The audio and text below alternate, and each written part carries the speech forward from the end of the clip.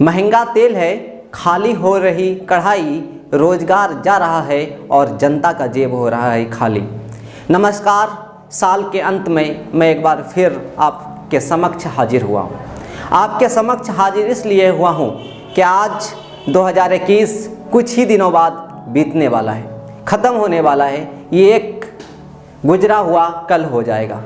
लेकिन जब साल बीत रहे हैं, जब भारत के बच्चे जवान हो रहे हैं, जब लगातार भारत में युवाओं का जो संख्या है वो बढ़ रहा है, तब हम युवाओं से कुछ बात करने के लिए आज युवाओं के सबसे बड़े प्लेटफॉर्म फेसबुक पर हाजिर हुए हैं।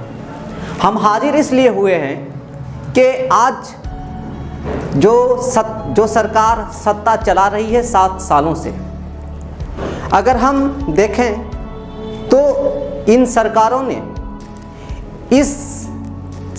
ने नहीं, बल्कि ऐसा कह लीजिए कि ये तानाशाही सरकारों ने आखिर देश के लिए क्या किया है।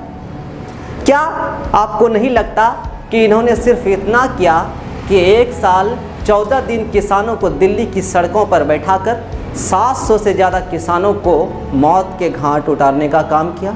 आपको नहीं लगता कि ये सरकार ने सिर्फ इतना किया कि आज महंगाई को चरम सीमा पर पहुंचाया? क्या आपको नहीं लगता कि इस सरकार ने गरीबों का हक मारा, दलितों वंचितों के साथ अन्याय किया, युवाओं को गड्ढे में ढकेलने का काम किया? जिस तरीके से कोरोना के दौर में, चाहे वो 2020 का दौर हो या चाहे वो 2021 का दौर हो, जिस तरीके से कोरोना के नाम पर ऑनलाइन एजुकेशन को बढ़ावा दिया गया और उसके बाद जिस चतुराई से नेट और डाटा का दाम बढ़ाकर जनता के जेब में हाथ डालकर उनसे वसूली करने का काम किया गया, कहीं ना कहीं ये बहुत दिलचस्प है। दोस्तों, हम आप लोगों के समक्ष हाजिर इसलिए हुए हैं कि आज भारत में सबसे ज़्यादा जो आबादी है वो आबादी आप युवाओं का है। लेकिन आप युवाओं की बात भी अजीब है। आज इंस्टा खोल लीजिए, चाहे फेसबुक खोल लीजिए, आज चाहे आप यूट्यूब खोल लीजिए, युवा मिलेंगे, लेकिन क्या करते हुए मिलेंगे? मुजरा करते हुए मिलेंगे। सबसे बड़ा डिजिटल फॉर्म जब आपके पास है, सबसे बड़ा डिजिटल प्लेटफॉर्म जब आपके पास है, तो कहीं ना कहीं ये आपको इतनी समझ आनी चाहिए, कहीं ना कहीं आपकी इतनी जिम्मेदारी है कि आप उन प्लेटफॉर्म पर अपनी आवाज़ उठा सकें। चाहे वो आवाज़ महंगाई से जुड़ा हुआ हो, चाहे वो आवाज़ आपके रोज़गार से जुड़ा हुआ हो, चाहे वो आवाज़ आपकी इज्जत का हो, चाहे वो किसानों की इज्जत का हो।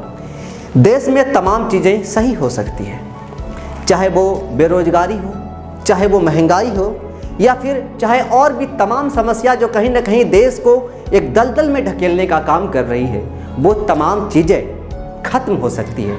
देश सामान्य स्थिति में जा सकता है, हम और आपको रोजगार मिल सकता है, और जो किसान हैं जो कहीं ना कहीं आज परेशान है उसे सम्मान मिल सकता है। कहीं ना कहीं बिहार, खासकर बिहार, जो पलायन जैसी समस्या जोरों शोर से यहाँ पर है, हर रोज़ स्टेशन पर आपको उतने लोग मिल जाएंगे जितनी ट्रेन में सीटें नहीं होती है, उतने लोग पलायन करने पर मजबूर हैं। ये तमाम चीज़ें सही हो सकती है, लेकिन उसके लिए हमें एकबद्ध होना पड़ेगा, हमें एकत्रित होना पड़ेगा, हमें विपक्ष का रोल अदा करना पड़ेगा, और हमें सोशल मीडिया से लेकर मेन स्ट्रीम मीडिया तक, सड़क से लेकर सांसद तक सरकार से सवाल करना होगा।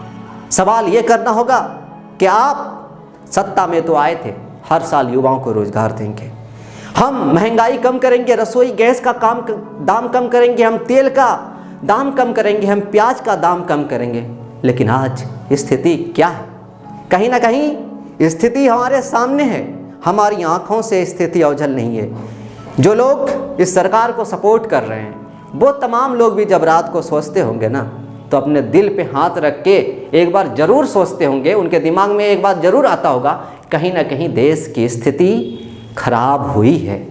और इस जब स्थिति खराब हो गई है, तो कहीं ना कहीं आपकी जिम्मेदारी है कि इस स्थिति को सुधारा जाए। कि जब देश की मीडिया बिक चुकी है, क्योंकि जब सरकारें खामोश हो चुकी है, सरकारें बेशर्म हो चुकी है, तो कहीं ना कहीं जो जनता है, जिनके द्वारा, जिस प्रक्रिया के द्वारा सरकार बनती है, कहीं ना कहीं हम तमाम जनताओं की जिम्मेदारी बनती है कि हम सवाल करें, क्यों उसका सवाल करना बहुत ज़रूरी है।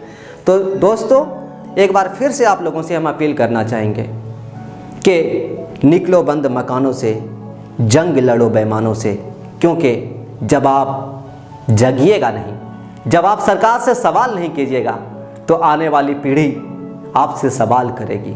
सवाल ये करेगी कि जब देश के राष्ट्रीय संपत्ति को बेचा जा रहा था, जब देश में महंगाई चरम सीमा पर थी, जब देश के युवाओं को बेरोजगारी के दलदल में ढकेला जा रहा था, जब देश में किसानों के सम्मान की लड़ाई छीनी जा रही थी, जब देश में किसानों के साथ अन्याय हो रहा था, जब देश में जवानों को मौत के घाट उतारा जा रहा था, तो आप कहाँ थे? आप कहाँ थे? क्योंकि जो आपकी पीढ़ी है, आज़ादी के समय में जो पिछली पीढ़ी थी, जो हमारी पीढ़ी जिन्होंने आज़ादी में अंग्रेज़ों से लड़ते हुए जिन्होंने जान दे दिया था, जब उनके किस्से पढ़ेंगे कि इतनी मुश्किल से उन्होंने आज़ादी ली थी और उसके बाद उस आज़ादी को आपने सो कर इन अंग्रेज़ों की दलाली करने वाले लोगों के हाथों ख़त्म कर दिया, तो कहीं ना कहीं इन लोगों से ज़्यादा सवाल आपसे हो। कुछ लोग आते हैं और कह देते हैं, क्या तो नाम है, मैं नाम नहीं लेना चाहूँगा, लेकिन आप समझ जाएंगे कि मैं कंगना रनौत की बात कर रहा हूँ। आती और कहती है कि आज़ादी 2014 में मिली है। शर्म है ऐसे लोगों पर, शर्म है ऐसे लोगों को सपोर्ट करने वालों पर, शर्म है, लानत भेजते हैं ऐसे लोगों पर जो कहते हैं कि कंगना शेरनी है और कहीं ना कहीं रानी लक्ष्मीबाई का खून है इनमें। क्या आपको नहीं लगता कि इससे पहले आज़ादी कितनी मुश्किल से छीनी गई थी? ये तमाम चीज़ें जो कहीं ना कहीं देश में हर रोज़ उथल पुथल चलती रहती है, कोई कभी तेजस्वी कोई शादी कर लेता है तो कहीं ना कहीं पूरी मेन स्ट्रीम मीडिया और सोशल मीडिया की जो मीडिया है तो कहीं ना कहीं उनके शादी पर चल जाती है। अरे शादी उनका पर्सनल मैटर है, शादी उनका पर्सनल लाइफ है, हम उस पर चर्चा क्यों करें? जब अभी बहुत सारी समस्याएं देश में, जब बहुत सारी समस्या देश में है जिस पर बात किया जा सकता है, तो कोई ज़रूरी नहीं है कि किसी के शादी पर चर्चा हो और किसी के ब्याह पर चर्चा हो और किसके शादी में कितना मेहंदी गिफ्ट आया और किसका एल्बम कितने में बिका। इन तमाम चीज़ों पर बात नहीं होनी चाहिए। बात होनी चाहिए इन चीज़ों पर कि हम और आप क्या कर रहे हैं, हम और आपको क्या करना चाहिए और हम और आप कर क्या रहे हैं। इन्हीं तमाम चीज़ों को लेकर आप लोग जगिए और तमाम लोगों से सवाल कीजिए।